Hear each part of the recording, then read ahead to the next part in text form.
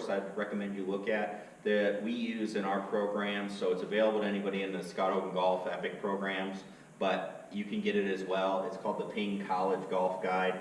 It's an online resource. If you go and look it up and Google it, you pay a yearly fee, or I think there's a monthly fee as well. And what it can do is actually let you search databases of schools. And that's just where you want to start. If you're on that college path, you're already doing what you need to do. You're playing a lot of tournaments.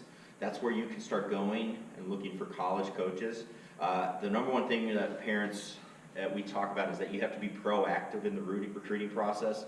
College coaches aren't going to come find you very often unless you're at one of the really, really high levels. But you have to be proactive in sending materials to them.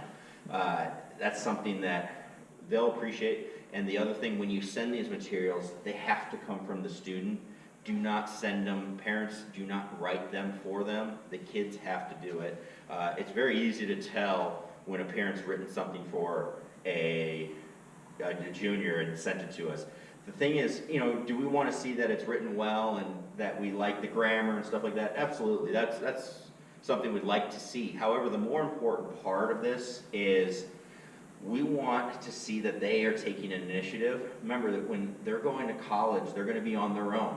You're not going to be there. They have to be at certain places at certain times. They usually have to do workouts in the morning, go to class, be at practice, and they're expected to be at all these things.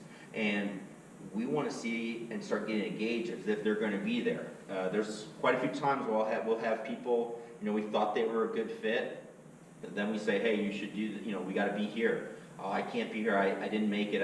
I have to do this with my room or my apartment. And, I didn't budget my time correctly so I could make practice. That's a huge, that will happen. It sounds a little bit crazy, for a scholarship athlete playing golf to blow off golf, but it will happen. And that's some of the stuff that we try to gauge and start getting a feel for early on, because we don't want that to happen. We don't want a kid to come to a school and then have to remove their scholarship because they're not fulfilling their obligations. That's the worst thing that I feel could happen, is we say, hey, you're coming here to do this, and then we've got to take it away because they didn't fulfill their obligations.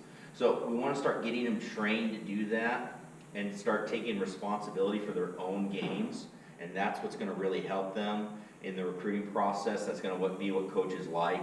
And again, if you get on that Ping College Golf Guide, you're going to have all the contact information for coaches, all the school statistics. You can see all their tournaments.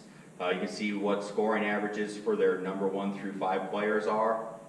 All that's available, and you can start picking out what schools would be a good fit as you go through the process. So something that if you have more questions about, I know it can be very, very confusing, feel free to contact me at my website, Scott Hogan Golf, and happy to go over it with you in a little bit more detail. So thanks, and hopefully that helps.